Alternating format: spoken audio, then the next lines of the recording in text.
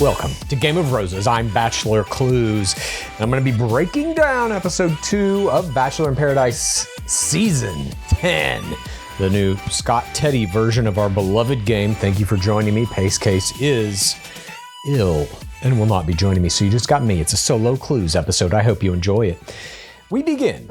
Actually, before we begin, we should also mention, by the way, what a season of Love Island we have just witnessed. I will be referencing that in this very recap because there's some comparisons that need to be drawn, that must be drawn.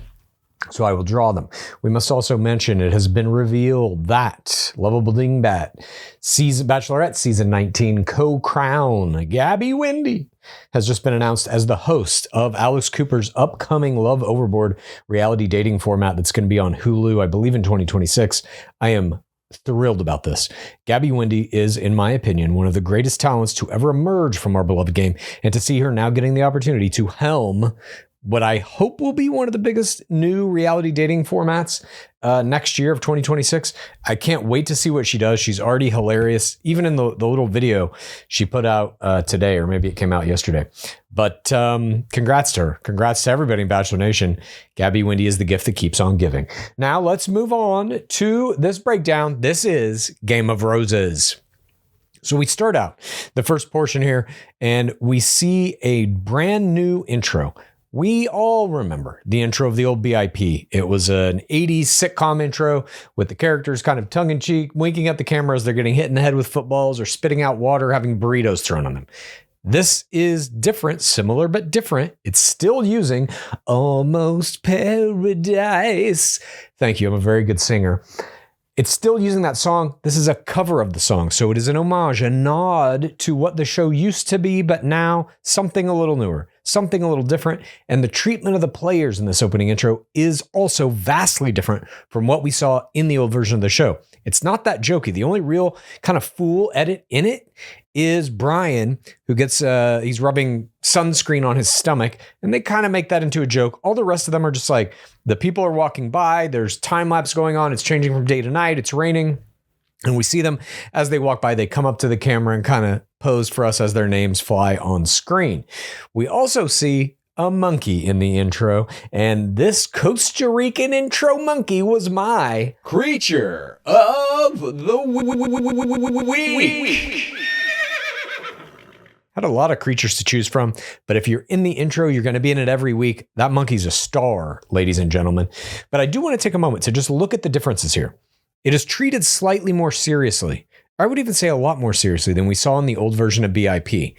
I think that's an improvement. I think it is the right direction to go. The nod to the old song, take it or leave it, I guess. For the diehard Bachelor fans, which I would say I'm one of them, but I think most diehard Bachelor fans probably like at least an allusion to the old song, even though this is just a cover. I personally think you can do away with it. I would have liked to have seen something maybe completely new, but again, baby steps. And this is Scott Teti exerting what power he has over this franchise at this point, which is not absolute. He still was forced to use that song. He still was forced to do some kind of an intro like this. But I thought that he did it well. I liked this new version of it. We open then in the rooms of the players as they're waking up and getting ready. This is an exact ripoff of Love Island. We see Jonathan working out with a resistance band. We see them eating breakfast, talking about pancakes, just like Love Island. We get an on-screen graphic and these big 3D letters that are kind of placed in the actual environment that read Day 4 of Paradise.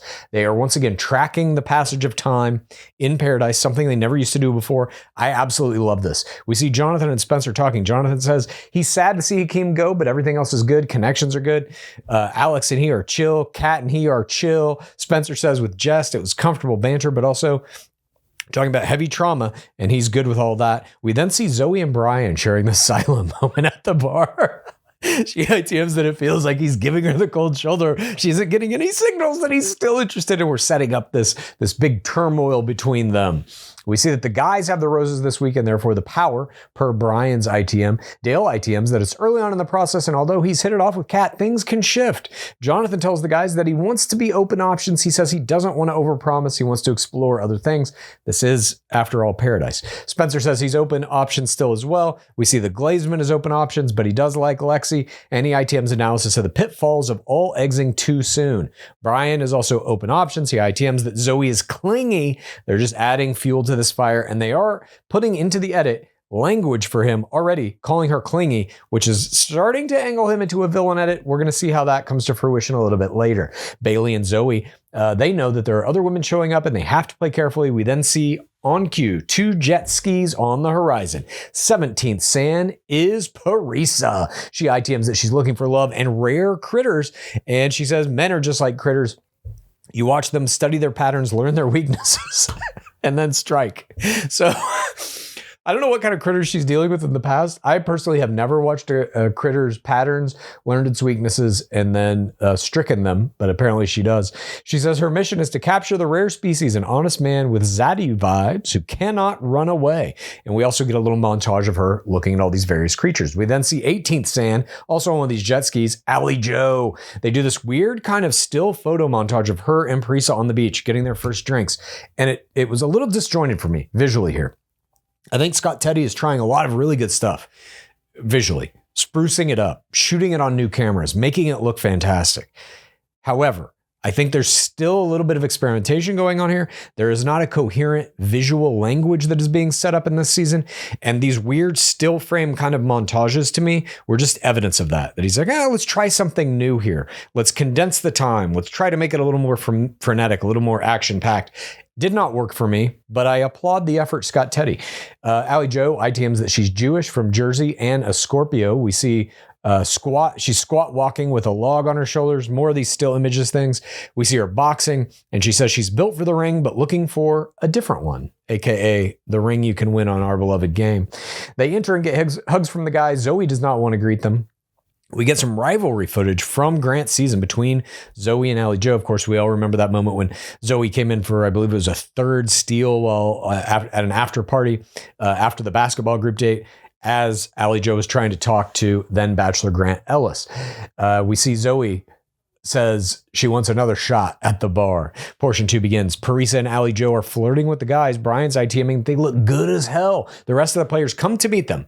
Kat ITMs that they're turning heads. DLP then comes out to greet everybody, and he gives both of our new arrivals date cards. Zoe ITMs that it's funny and ironic that they both got date cards. She is not very happy about this. Zoe talks to the new entries. She tries to claim to Brian. She's like, look, we have something. Don't take my man. Just kidding, but not really.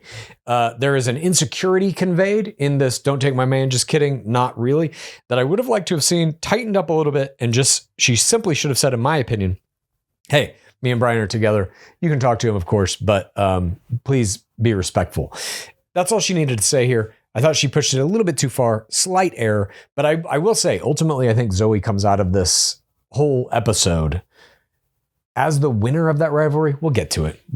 Or winner of the adversarial relationship with Brian.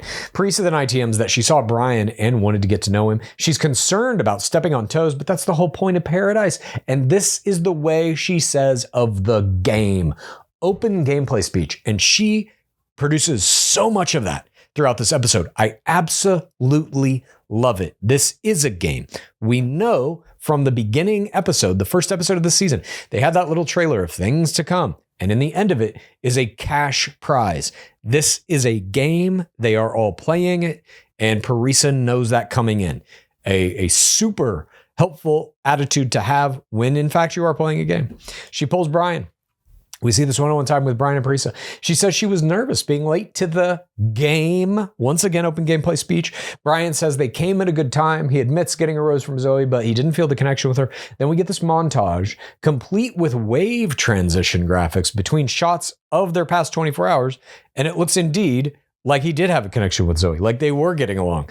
So we see here the producers are, for the first time, and they will do this multiple times throughout this episode, they are willing to sell out Brian here in the edit. Now, we haven't really seen them sell out another player quite like this. They are really making him look bad. He is saying one thing to a player. This happens again later. We'll get to it with Zoe.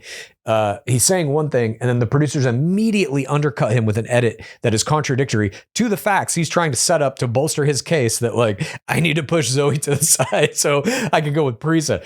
It's interesting because I'm of two minds of it. Like, I get it. You have to have villains, and you also need to have the backs of your players. So when you see something like this, if you are a player, a prospective player going to come into Paradise next season, if you remember this moment or any of these moments where they kind of undercut him with the edit, you might be thinking to yourself, well, if I do something that's a little like off the beaten path, or it's something that might not have been a great play, they might use that to make me look like pure shit. Here, they do just that. Parisa then tells Brian that she has no time to waste and she is vibing with him.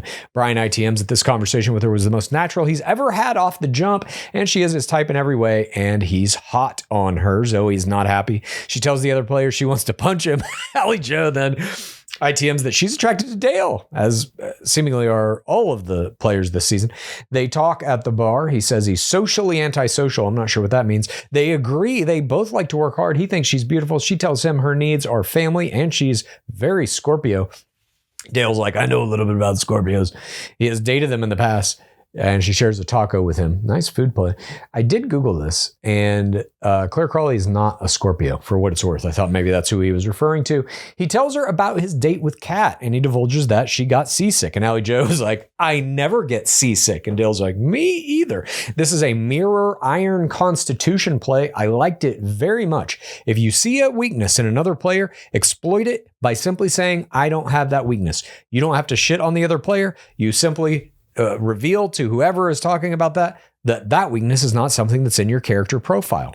That's all you got to do. I thought she did a great job here. We then see Wells and the Beast, the Sand Beast, Hannah Brown, season 15 Bachelorette, most successful Instagram player in the history of our beloved game, approach the group and they ask them if they're ready for a chemistry test. The women then march off with the Beast, and the men march off with Wells. Now, I didn't understand why they did this explicitly at this point. Well, we'll get to it. I'm getting ahead of myself. Spencer ITMs that he failed chemistry. DLP then FaceTimes them all in these separate groups, and he explains that this chemistry test has to do with kissing. There is a kiss and don't tell application, whatever this means, some kind of like fake app that they're making on these iPads. Each person is going to try to match who they want to kiss. Then if you match with that person, they're going to meet you in the secret kissing booth that no one will know about except the two people in the booth. Then DLP's message ends with him reclining in the hammock saying, this is great. If we can keep doing things on an iPad, I'll never have to see these people again. And it's meant to be like, oops, we didn't know the iPad was still on. And all the players are like, what? This is a misfire bad joke here. And this is kind of what I'm talking about tonally. What is this show? Is it stupid slapstick, self-deprecating comedy? Or are we supposed to care about Dale Moss really trying to find a match with Kat Izzo? It's a little bit like you can't have both at the same time. I don't know. I just think that the comedy tone of Bachelor in Paradise for me does not work. I get what Scott Teti's trying to do. There's a rich tradition of kind of like dipshittery and like I said, the self-deprecating comedy in the history of BIP. But I think it got to a point really with like Sally's Suitcase and Poop Baby in the last couple of seasons of BIP where it was like, come on, Jesus, this is dumb. I am glad to see here that the self-deprecation is coming at the expense of DLP, not the players, but still, I think it was a misfire. Nonetheless, I question, why did they split the two groups up like this? Simply to do this joke that DLP can talk to them both simultaneously on an iPad? In my opinion, they should have kept them all together. DLP comes out and says, here's what's happening.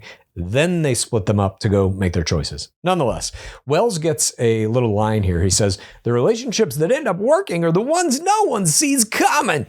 Then we see Hannah Brown, the Sand Beast, gets an entire monologue about using this opportunity to be your own Bachelorette of Paradise. And this is the person you have chemistry with could be your forever. You don't have to tell anybody. She wins screen time here, in my opinion. And this is something that I'm like watching closely, I would say, over the course of this season. What is happening with the Wells-Hannah Brown rivalry? I know it's not overt. but it is implied they are both dressed exactly the same, doing very similar jobs. Who's getting more screen time and whose screen time is being presented as more valuable? Right now, at this moment, it's Hannah Brown. Portion 3 begins. The players are doing their swiping. We see Glaze talking about how all the guys were swiping right on everyone. And I just wrote in all caps, correct strategy. It's going to give you the most screen time and the most narrative currency. One of two things will happen, or I guess one of three things. One is you swipe right on everybody and everybody swipes right on you. You get the most kisses. That's going to give you the most literal screen time because they're going to have to show us the kisses. It's also going to set up the most narrative currency in that all these people have kissed you. Somebody might get pissed about that, whatever. I mean, they don't, but it's possible. If only a medium amount swipe right on you, then you have a medium amount of all these things. And if no one swipes right on you, it still gives you massive narrative currency. You may not get as much screen time, but now you're the person nobody wants to kiss. All of these things are good. So to only swipe on one person, I think, is actually a mistake. And we see two players do that, which is, I believe, Spencer and Glazeman. At any rate, Wells gets an ITM here in which he calls every player on the beach an idiot and encourages them to make out with everybody. Again, he's correct on the strategy, like I just said, but calling all the players idiots is, in my opinion, not great, because what are we then if we're watching this show of all idiots? Are we too then idiots, Wells Adams? I think that's what his implication is.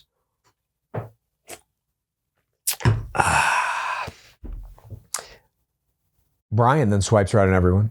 They all get their breath fresh. They're squirting breath mints and mouthwash. Jonathan is up first for the guys. Alex comes in. It's an awkward kiss. They have some weird small talk. Jonathan says, "Sorry, Mom." They talk all the way through the kiss. He ITMs it was awkward, but the energy was there. This is our first one, our first kiss in this kind of like kiss challenge. And this is where I really want to zero in on like the comparison between Love Island. We've all just watched it. Most successful reality dating format in the history of reality dating formats, pretty much, at least in terms of audience engagement online. Their makeout challenges, all of their challenges require some degree of making out. Sometimes it's everybody making out with everybody. Sometimes it's just you and whoever you're picking for the makeout portion, whatever. We've all just seen it. We've all just seen 36 episodes of that. We mainlined it into our goddamn veins every night for a month and a half. To now ask us to watch this show, which is obviously it's going to be compared to it. It's the same type of a thing, a group dating format that takes place in a tropical location. You must compare this kiss challenge to everything that happened in Love Island, and it simply doesn't compare. It's not at the same level in any capacity. And I think it's a shortcoming of the fact that it's a network television show. This airs on ABC before it comes out on Hulu. So there are standards and practices that must be maintained. But I'm not asking them to show me Huda's naked ass twerking, which they could never do on ABC.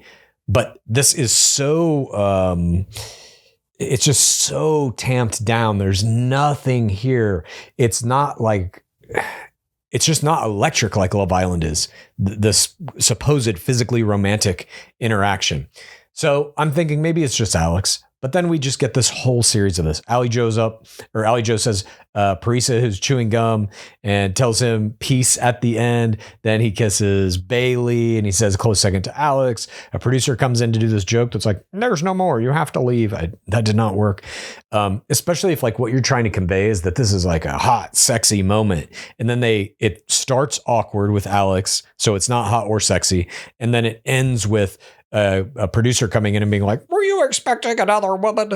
It just doesn't work. Like, what am I watching here? What are you trying to convey with this scene? Am I to be like rooting for these people and be like, oh my God, the chemistry between them is amazing? Or am I supposed to be laughing at how stupid they are? I think you want it to be the former, not the latter. And yet the latter is what they give you. Zoe is up next. She ITMs that it's 50-50. Brian's even going to be there for her kiss. I feel so bad for Zoe. And let's remember Zoe here. Let's remember Zoe. Third place finisher on the most recent season of Bachelor. Usually that level of status will get you first sand. They didn't give her first sand. And here they are giving her a guy who she doesn't even know if he's going to wind up wanting to kiss her in a kiss challenge. They have done her so dirty, in my opinion, for what she gave to the game. They put her in villain edit after villain edit in her season of Bachelor. And now she gets disrespected like this as well. I'm not a big fan of that, but nonetheless, he does show up. And Brian says it's more passionate than their other kisses. And he's like, she can kiss, but it's still early. That was her only kiss, her only guy. He then fake leaves so that she thinks she's leaving, and he turns right back around and goes back into the kiss tent. Brian stays to kiss Parisa, who then ITMs that she doesn't owe Zoe anything. That's, again, she says, the way of the game. There is virtually no ITM in the first part of this episode with Parisa where she's not doing literal open gameplay speech, calling this a game. I fucking love it. Portion 4 begins. Brian ITMs that he's feeling a spark with Parisa. She ITMs that it was a good kiss, but she knows he's got a connection with Zoe. Jess then ITMs that the situation is weird. She only has eyes for one boy. Spencer, of course, we see Jess is in the kissing tent. Spencer comes in. She ITMs that it was a 10 out of 10. He ITMs that it was like his first childhood kiss and also like a movie. I never had a childhood kiss, for what it's worth. Spencer was a mover and a shaker. Jeremy, then up in the tent, Bailey comes in. He ITMs that he's trying to keep his options open and swipe right on 4 girls. He waits in the kissing tent. Nobody ever shows up other than Bailey. So that's what I'm saying. Even that, like, he swiped right on a bunch of people. They all said, fuck you, I don't want to kiss you. That becomes at least a little joke moment here. You know, it gives you a little more narrative currency. Glaze is up next. He's only swiped on Lexi. Lexi shows up. She starts at awkward and she ITMs that she's anxious and uncomfortable. We all know that this is related to the Glazeman having dated Susie Evans, both Gore girls, by the way. I'm talking about Justin Glaze and Susie Evans. And that becomes a little bit of a narrative here in this episode as well. Dale then is up. He ITMs, there are no rules here in paradise. And Dale just reaps all of the women here. Alex comes in, Kat, Allie Joe, Zoe. They all have their moments. Then the group is brought back together and Wells makes a joke about somebody having mono. Now who has mononucleosis? It's that joke. I get it. It's a very low hanging fruit type of joke. Everybody just kissed each other. That's how mono gets spread. Here's the thing.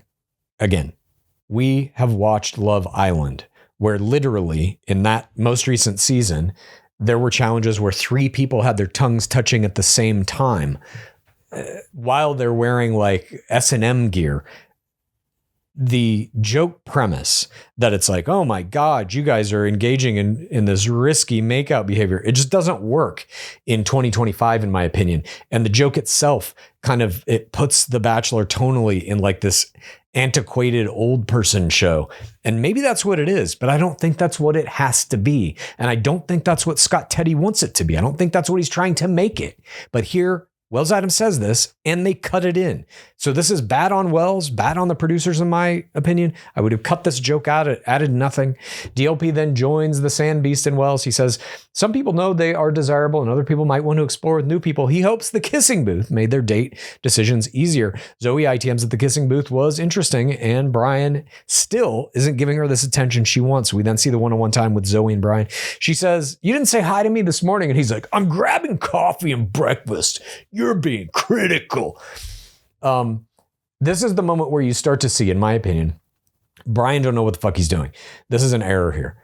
All you have to say is, oh my God, I'm so sorry. I completely blanked. That won't happen again. That's all you have to say. And she's going to be fine and you're going to move on. Whatever your actual goal in the game is, if you're about to dump her and move on to Parisa, great.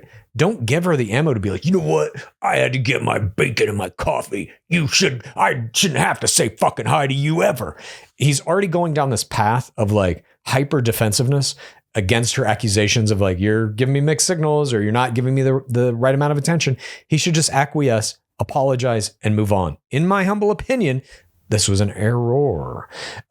He doesn't want to get into overanalyzing any situation because that's what people start to fight about, he says. That's how they don't get along. He ITMs that if you're going to nitpick now, it will snowball into a fight. She explains to him that she is anxiously attached. Spencer and Jess then are kissing and having fun in juxtaposition to this other couple, Zoe and Brian, having their argument.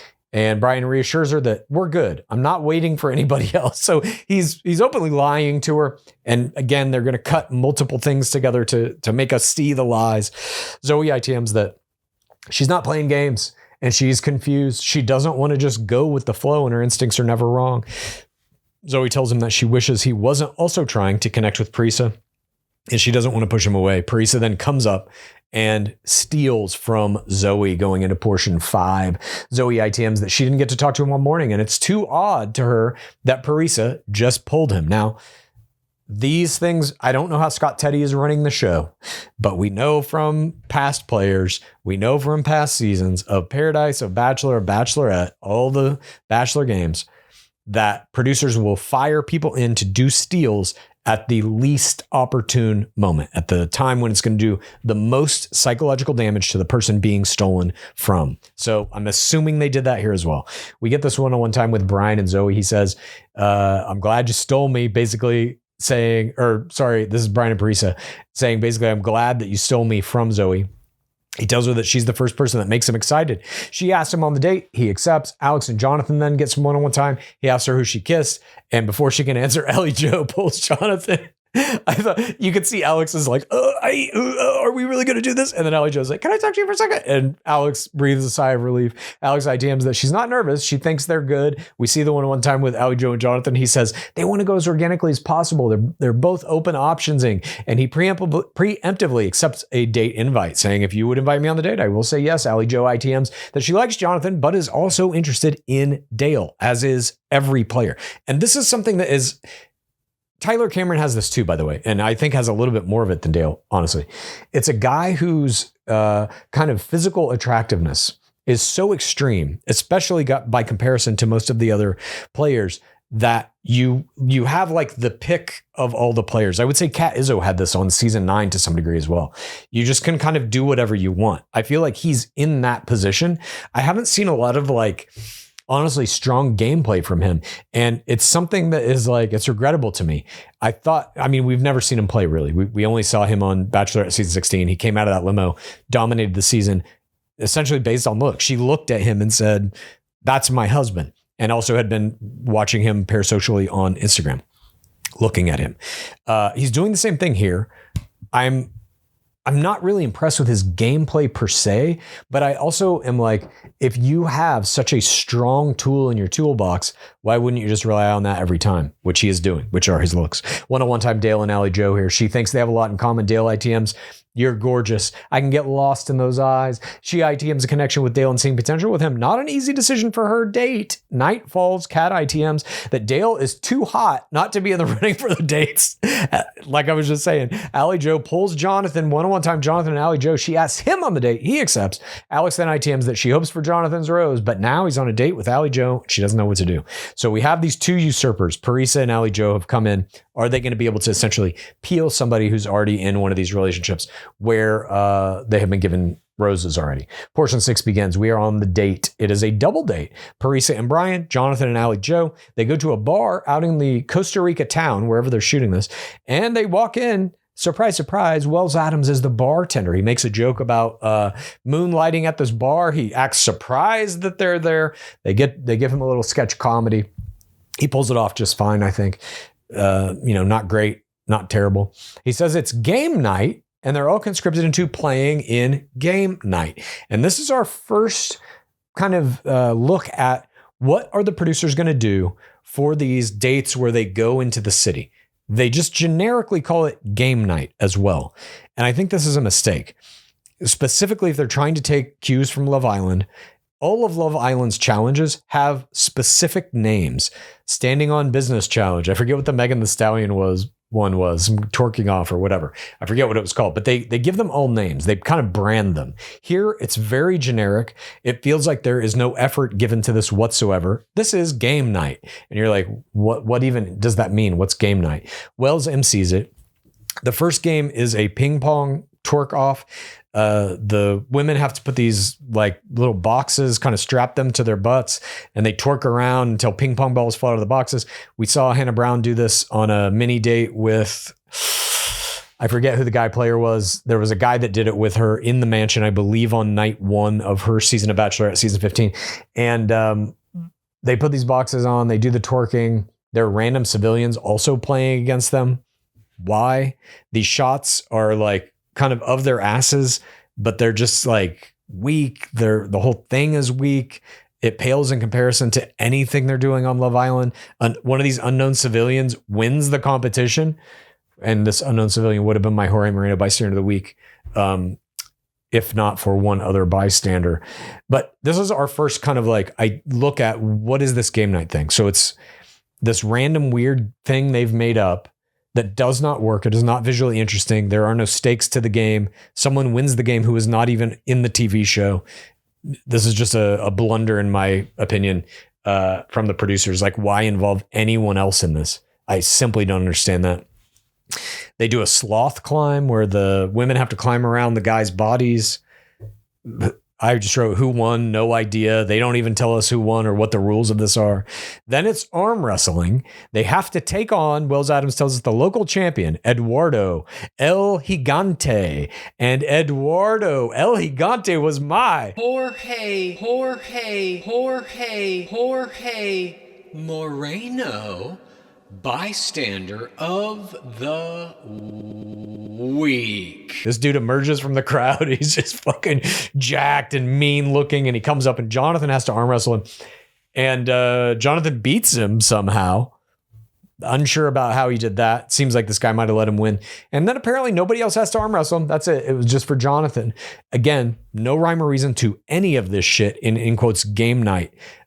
It was just this hodgepodge of like, they're in this bar, and I guess Wells is the bartender, but he's also the MC for this weird game night thing. And some of the people in the bar are playing the games with them, and now they've got to arm wrestle a random guy. It was just a mess, in my opinion, this day. We do then see one-on-one time with Brian and Parisa. She says she's looking for somebody not to grow old with, but to stay young with. He's like, hell yeah. He toasts to her and her sexiness. She cheers him for accepting the date invite. One-on-one time with Allie, Joe, and Jonathan. She wants a guy she doesn't need to check in with. Back at the beach, we see Alex ITMing nervousness about her man exploring. One-on-one time back with Brian and Parisa. He says he's looking for a serious relationship. He shits on Zoe, saying he didn't know if that was possible until Parisa showed up. This dude is just erroring everywhere. He's one of the worst players I've ever seen in Paradise. If you're going to make a jump, if you're going to forsake the person who gave you a rose to keep you in the game for somebody new to explore, you must, in the context of this game, be respectful to that person.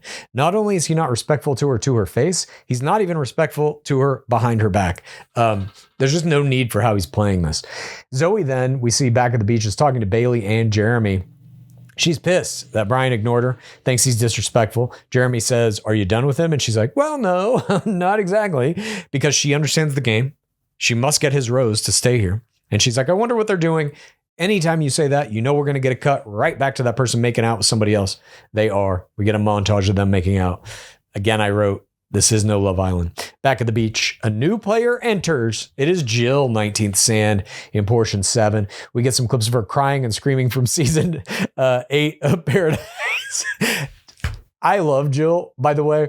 She is, I think, one of the finest players our beloved game, specifically Paradise, has ever seen. She's not, I think, like a kind of natural main game player, but she is perfect for Paradise. She put a lot of her season on her back, and I was hoping she was going to do the same here, but we get to this final rose ceremony. I know it didn't conclude, but we know the direction it's going. So we see her then throwing darts in her intro, and she's ITMing, hoping for new energy in Costa Rica, and she's looking for love. She meets the group, hugs all around. Spencer ITMs that she has some spunk to her. Glaze ITMs being on season 8 of Paradise with her, and he thinks she's hilarious because she is. One-on-one time then with Jill and Glaze. She says she wants someone to regale her. She says she got skinny for this. She's like, it's just a machine of comedy. It's like, make her the Wells Adams, please. Jesus Christ. She's actually like legitimately very, very funny, in my opinion. She wonders if she'd be able to talk to Dale. She ITMs. She's open to talk to anybody. She can find love in a leper colony. She says all she cares about is a guy's brain. Like, come on, what are we doing here? It's smart to cast her, but like, give her a bigger thing. Let her do more, in my opinion. Jill then asks Dale if he reads, and he says he reads text messages. Oof. Error. But we're getting like these little glimpses into like Dale's play style. And it's just, I don't know. There's a lot to be desired there, I think. He's just not a very energetic player, I'll say. I think that's fair to say. He's just there. He has that crazy gaze play. He looks like what he looks like. And of course, he has more followers than all other players combined this season almost. I don't know. But I read text messages like you just don't say that, in my opinion. Dale ITMs that she's funny and attractive, and it put the girls on guard a little bit. One-on-one time with Lexi and Justin. She ITMs anxiety about the Susie relationship still. She's putting up a wall, doesn't want to be hurt again. She says his energy is off. And he's like, well, I didn't get to talk to you that much. She brings up the past dating situation. She says, I can't move forward with a romantic connection with him. This was an error, in my opinion. He says that he's been caught off guard. And she says, I'm struggling with your ex. And because of that, I've been hesitant to ask questions about the future. It starts raining. They move to another area. He ITMs that he doesn't know what more he could give her to make her feel comfortable. She tells him that he should be able to get to know other people. And he's like, you should too. They kind of contentiously agree. Yep, let's open options and talk to other people. She wants to take a pause on him, even though she has feelings for him. That's a loaded love level 1 in this ITM. And she just needs to take a breather before she can move forward. Glaze ITM's tears. Another woman shows up. Gore Girl Susie Evans is 20th sand. And I said here, this is not really my error of the game, but it is my error of the game by producers. Susie Evans. In recent Bachelor history, she's one of the most magnetic figures that has come out of the game. She should have been there from the beginning. To bring her in like this puts her at a massive disadvantage. Anybody who comes in after the OGs on Love Island or Bachelor in Paradise, as we call them, the first sand round in Paradise, you're just at a massive deficit. You're playing catch up to everybody else who's already been there. You have to try and crack into a relationship that already exists. To not give her the starting level playing field with the other players, I just don't understand it.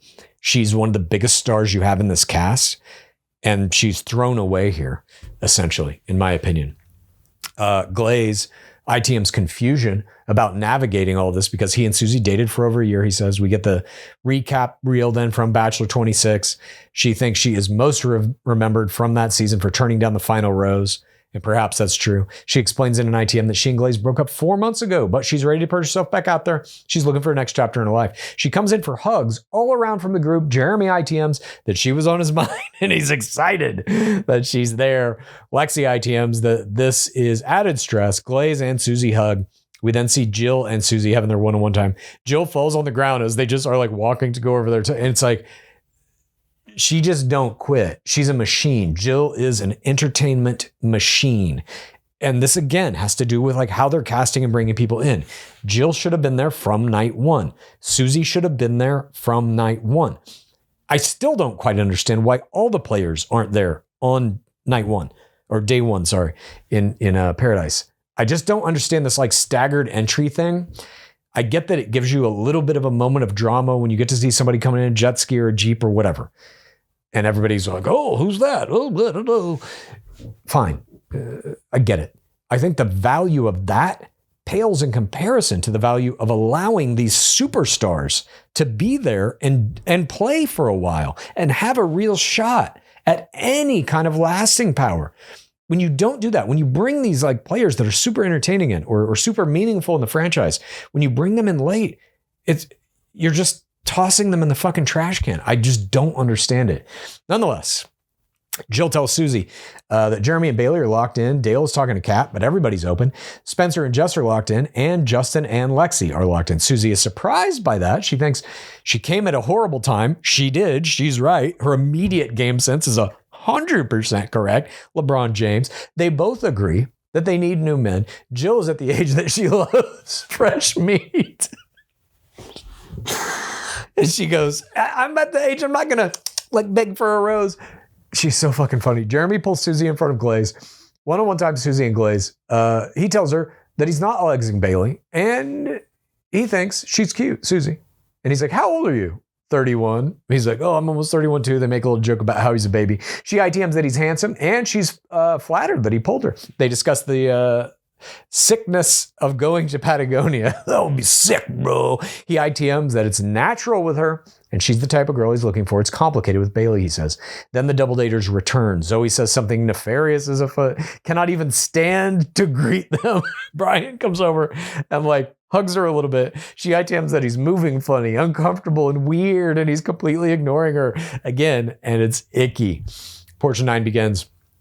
Brian and Parisa are in the pool canoodling as Zoe wonders where he is. And then we see him and Parisa sneak some kisses under this little walkway over the pool. Zoe tells Jonathan that it's disrespectful. She ITMs that she can't fault herself because he's a player, but she has Dale and she's going hard for him now. One-on-one time, Dale and Zoe. He is transparent. He put her on the chemistry list, but Kat is his focus right now. Zoe ITMs that the timing is top tier, and she thanks him for the chat, and he goes back to Kat. So Dale shuts this down immediately. Zoe's basically like testing the water. She can see that something bad is happening with Brian and Parisa, and she's probably not going to be getting a rose there. So she goes to Dale to see if there is a possible Dale Moss rose, a Mossian flower. Now, he very quickly, and I think this is the correct play here. You in paradise, like kind of one of the cardinal sins is leading someone on or keeping them around to maybe get their rose if you're not, in quotes, genuinely interested. But whether you are genuinely interested or not doesn't matter. It's just how you play that, how you move. We are watching here in real time, not in real time in the edit, but we are watching Brian do it completely the wrong way and Dale do it completely the right way. This was a good play by him. It's not a hard play to make because he's Dale Moss. He knows he can reject anyone basically and have everybody else still open to being in a relationship with him or in a couple with him. But he tells Zoe, thanks, but no thanks. And of course, we then see one-on-one time with Kat and Dale. They kiss on this pool chair and he ITMs that he has to do what's best for him. We then see one-on-one time with Susie and Glaze. He says he only wants to pursue something with potential. And he brings up Lexi's problem with him having dated Susie. Lexi then talks to Zoe, talking about how Susie is another layer she doesn't want to deal with. Glaze ITMs that the last time they talked was to exchange keys, him and Susie. And they haven't talked much after that. Gut-wrenching. Zoe tells Lexi that she doesn't think their intention is to come here and reconnect. Glaze and Susie then have this one-on-one time. She's like, I'm good. And he goes, don't lie to me. She produces tears, saying this is a lot. She ITMs that it's hard to be there with him, but it's also comforting because she never had anything like she had with him. She then ITMs that she wonders if she made a mistake by coming to paradise. This is leading into portion 10. This conversation they're having, I think, is the... It's pretty hard to deny. It's the most important conversation in the entire episode between any two people. And it is about something that happened outside of paradise. So if you are not up on the comings and goings of all the parasocial plays and this relationship that they had that never occurred anywhere on camera in a official Bachelor Nation product, if you're not aware of it, this conversation, I think, may come out of left field a little bit. I'm not sure. But I do think it's important. We see like, here's real emotion. These are two people who have dated for a long time, loved each other romantically, still love each other, I think, a lot as friends. Maybe even there is a little bit of the romantic connection still there that they're trying to wean themselves of. You know, it's still kind of a fresh breakup. And we see her break down. We see her cry. And this is one of her real strengths, I think, as a player, is her sincerity in everything she's ever done that I've seen her in the Bachelor product. She's incredibly sincere. Even walking away from Clayton Echard in that final rose ceremony, which she, I think correctly, says that she's most remembered for within the franchise. And here she's kind of doing it again. There is no artifice here. You are not wondering if she's playing a game. That kind of 4TRR level to her play style, she really is one of the greatest to ever play a 4TRR play style, in my opinion. Just a natural at it. And here you see it coming out, and it's not even in a romantic context. It's in the context of a love lost with this other player who's sitting right across from her. I absolutely love this little scene. We then see portion 10 begins, graphics on screen, day 5 of paradise. We get some group workout shots. Dale is helping Alex with her resistance band as she's kind of in a hands and knees, almost like downward dog position. And he goes around behind her to help her with his resistance band on her feet. And he's like, please don't mind my face in the black box. This is the first comedy play we've really seen from Dale. And I thought it worked. I got to say, I was surprised by him here. Brian and Zoe then have an awkward moment at the breakfast table. He compliments Parisa looking pretty. Right in front of Brian, or right in front of Zoe, sorry. Zoe looks very pissed off. Bailey ITMs that Zoe is her girl, and she hopes Brian repairs his damage. Spencer and Jess kiss in the pool.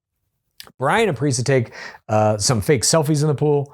Alex likes Jonathan's jorts, we see. We didn't get to see the jorts. He's kind of sitting behind a bar. Would have liked to have seen the jorts. They agree to hang out, release the jort tapes. They agree to hang out, and he wishes he could have taken her on a date. He ITMs that he and Alex are each other's number ones, even though he's still open to Allie Joe. She ITMs that she's confident she's going to get his rose, but she's not feeling the pull to lick every inch of his body. Apparently, the every inch lick pull is a mandatory need for her in a relationship. Wells weighs in.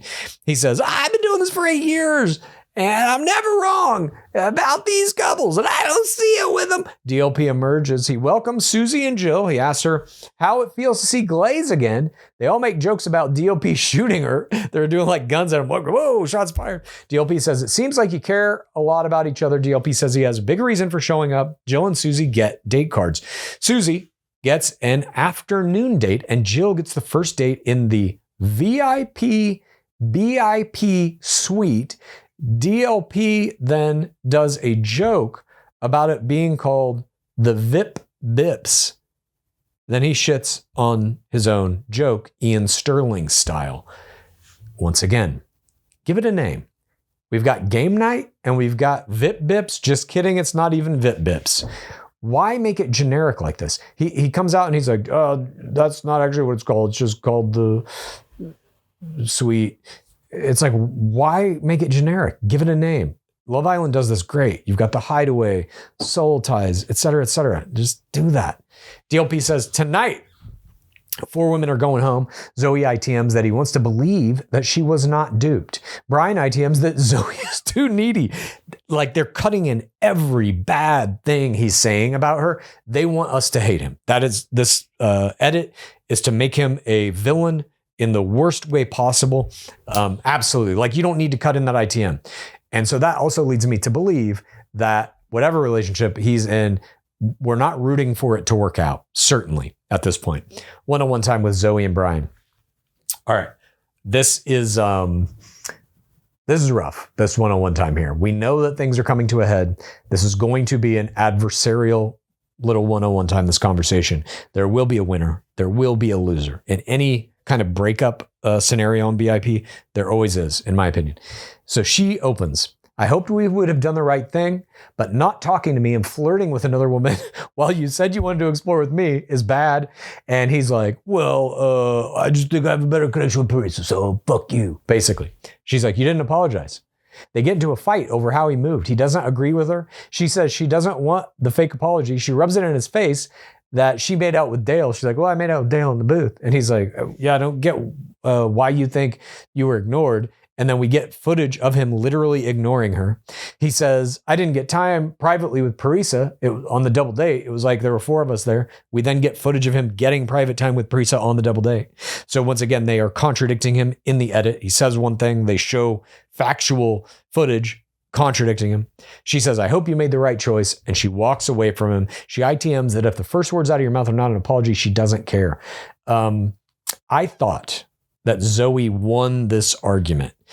I don't know if it's going to matter. It doesn't seem like it is. Again, we didn't get the end of the rose ceremony here, but you know, what else can she do in this moment? Per the edit that they're showing us, I think he's making some bad plays. This it was almost my error of the game, not quite. Something even wilder happens, but this is a massive error because it's going to taint you. I get what he's trying to do. He's just trying to like get out of there, evacuate that situation. But in doing so, in the way he's doing it, he is tainting the rest of his time in paradise. That's going to hang over his head. People online, I'm sure, are not going to like how he's handling this. And nor will anybody else, because that's going to get back. Like, players know what you're doing. I just think he messed up bad here. In my opinion, how you play this is, listen, I am so sorry about if I haven't made you feel like I'm paying you enough attention or whatever. That is totally on me. This situation is insane. You always blame the process. I mean, I've never been in paradise. I was barely in the real show.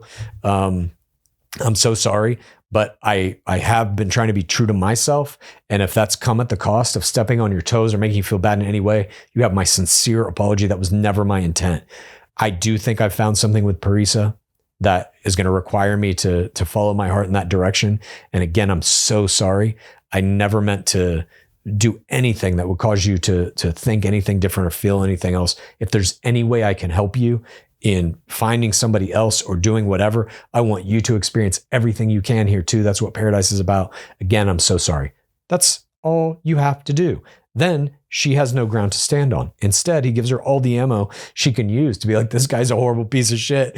He ignored me and then he fucking lied to me. I just think Brian is like, so far, the worst player of the season, in my opinion.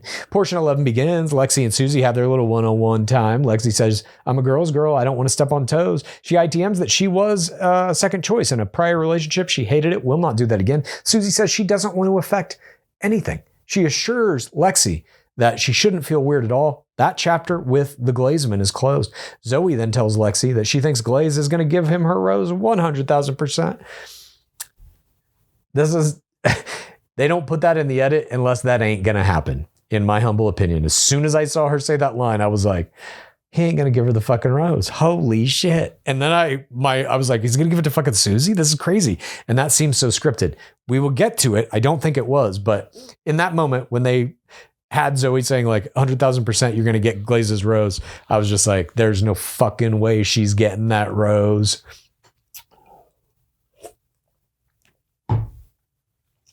Dale and Allie Joe then have some one-on-one time. She reminds us it's a game of time. As she says, I've only got a limited amount of time. And she's like, I'm interested in you. He's like, I'm interested in you. They agree that opposites can attract, but it's also nice having similarities. She puts her legs on him. He ITMs that he's looking for a life partner and he has to do what's best for him. We get a little kiss here.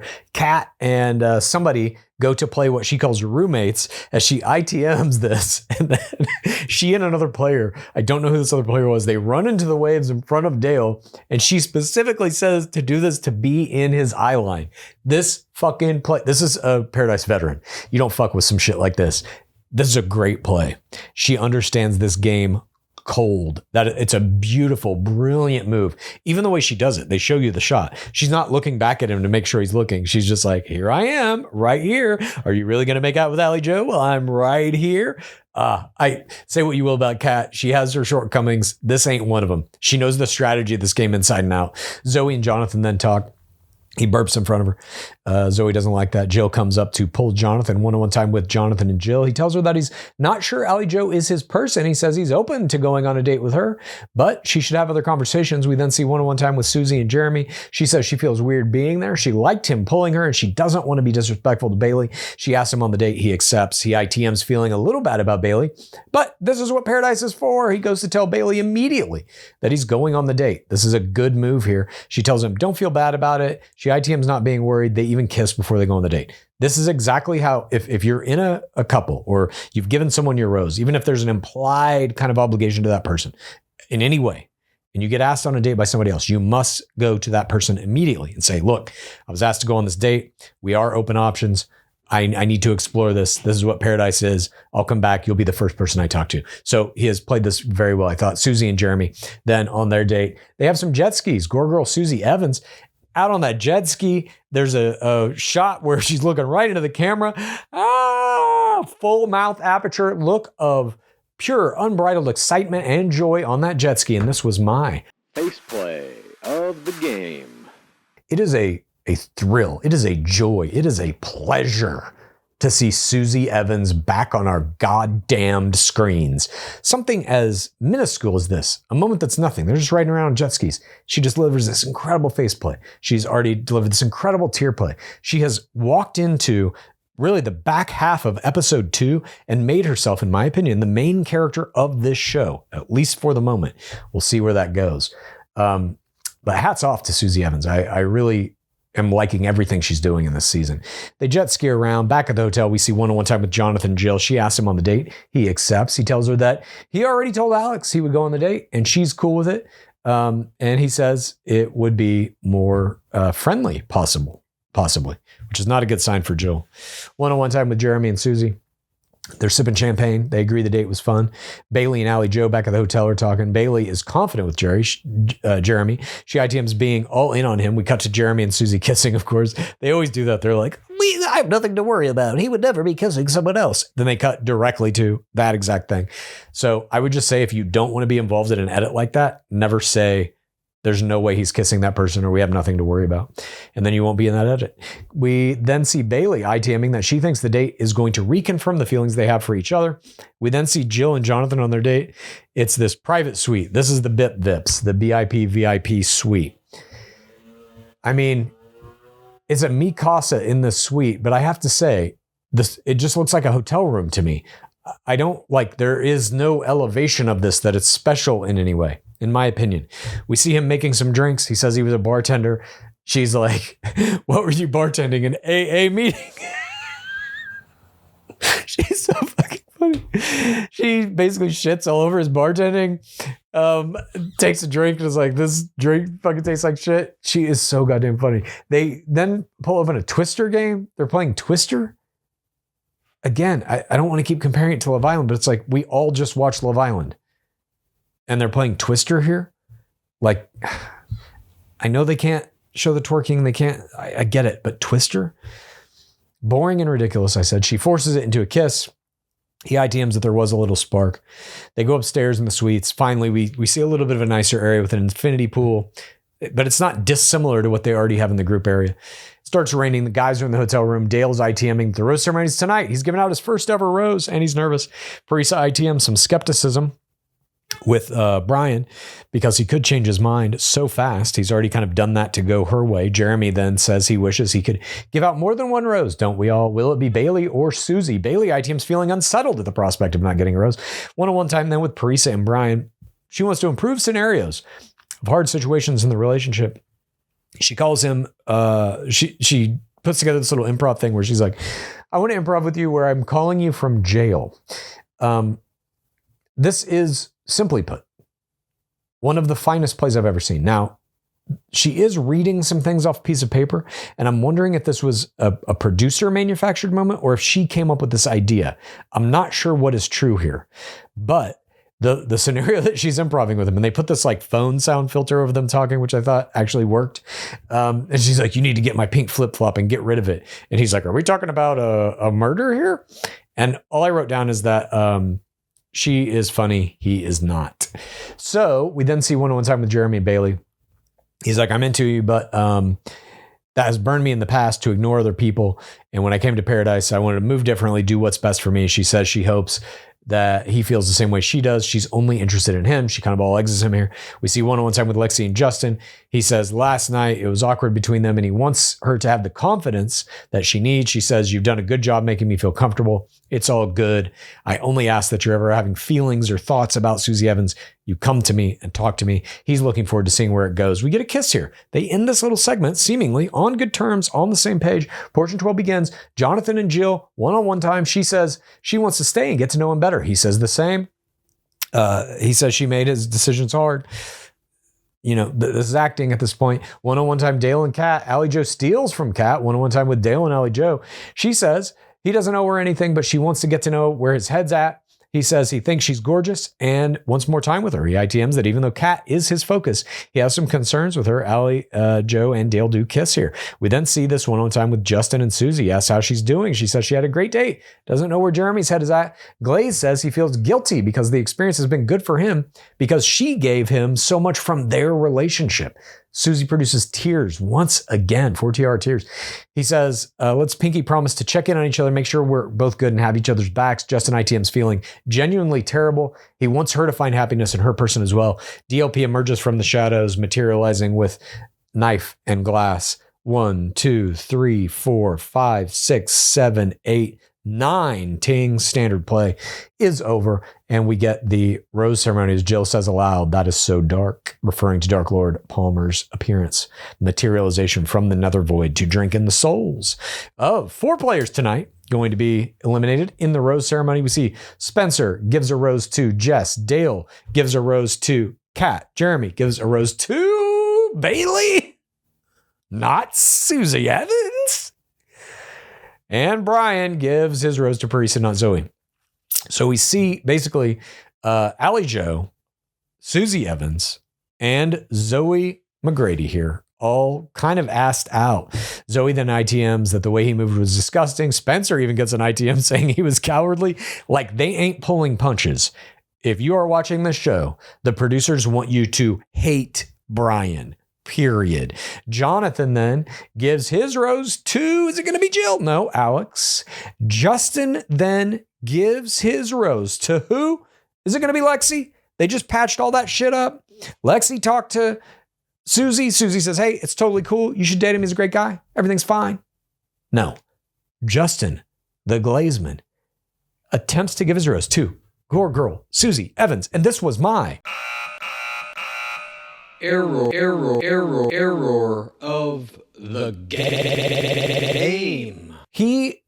This was gut-wrenching. She is standing there. He is attempting to give the rose. I want to have your back. It's like, she even then is like, in an ITM, like, is he trying to sacrifice his position in some kind of a friendship rose thing? She says, no, I will not accept. Her legacy cemented as the rose rejecter of Bachelor Nation. I fucking loved this play. And Susie's rejection of Justin Glaze's error of the game rose was my play of the game. Had she accepted this rose, it would be nothing more than a friendship rose. We know there's no romantic spark there. And I don't know what Glaze was trying to do. Here's the thing. Of all the relationships in this show, that one between Glaze and Susie Evans is the most real one because it was fucking real. So what you're watching them do there in this little moment, it's him basically forsaking his time in paradise, his attempt at getting his numbers up a little bit more from the Bachelor fans. He's forsaking that in service of maintaining his relationship with Susie Evans, whatever form that takes. I think the romantic element of it is over. We've seen them talk about that a lot in this very episode. But he's trying to say, you still mean more to me than this show. That's what I think that rose represented. But he has to know she can't accept it. And so in giving it, it's just a massive error. It blew up his whole fucking game. I don't know if he's even going to be in the next episode. I doubt Susie Evans will be either. Nonetheless, she ITMs that, he was trying to sacrifice his position for me. Shouldn't have done it. Justin then walks off the set with the final rose still on the table. DOP is like, one moment, everyone. Susie tells Lexi that she's going to go talk to him because he's just trying to do the right thing. Susie's even trying to smooth it over with Lexi. Like, you can't hold this against him. He was just trying to do the right thing by me. He doesn't quite get it. We see camera operators sprinting after him into the darkness. Spencer ITMs being completely speechless. Jill ITMs that she can't even accept that this is reality. Lexi walks off saying she's done and ready to go home. Spencer ITMs, it's a bloodbath. We get next week's teaser. DLP talks to Justin, who says they promised each other to have each other's backs. The Goldens show up. They're all partying, making out in the pool. There's some kind of treasure chest where they got to write down their biggest secrets. This is like a truth box 2.0. Probably going to be terrible. Someone talks about farting. Somebody hooked up with a 25-year-old person. Somebody had an OnlyFans account for their feet. And that is the end of episode 2. Did I give it all my awards? Creature of the Week, the intro package monkey, faceplay, Susie on the jet ski, error, Glaze trying to give Susie his rose, and play of the game was, of course, Susie Evans denying the rose. Which brings me to my MVP this week was Gore Girl, Susie Evans. I just thought she brought something so fucking real to this episode. And it was kind of like sorely missed in the first episode, I will say. As we're watching this season 10 of BIP, all trying to get our bearings with the new look, the new producer tier, what is this show exactly? Is it working? We're all kind of, or at least I am, I'm cautiously optimistic as I'm watching this. And there are elements of it that are like pointing me in the right direction, that are making me hopeful. I don't know that I'm finding elements in this season that I'm like, oh my God, that's amazing. What I'm finding is like, okay, I think this guy can do it. I'm real enthused about what he's going to do in Bachelor season 30. Susie Evans coming in. Again, I wish she would have been here from the beginning. But what she did in this episode was kind of like ground this in the idea that some of these relationships can be real. Even if these relationships, or the relationship between her and Gorgo, Justin Glaze, the reality of it happened outside of the franchise, outside of the show. It happened because of the franchise. They wouldn't have met had they not both been in the franchise. But the 4TR tier play, her rejecting the rose here in the end, and then going after Justin Glaze into the night, and even trying to smooth over things with Lexi before she did that, it just lends a kind of real gravity to the situations of these relationships that I think this season needed. Now, if she leaves immediately, which it looks like in the next episode, she probably will.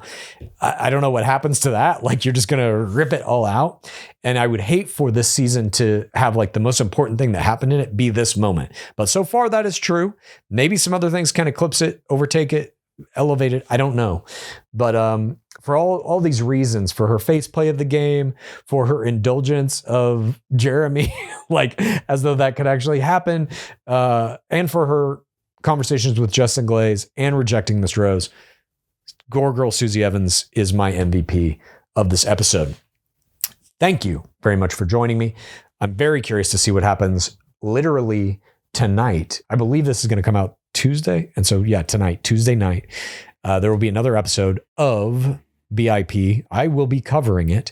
And I think the Goldens are showing up. So we'll see how they kind of get injected into the Scott Teti formula.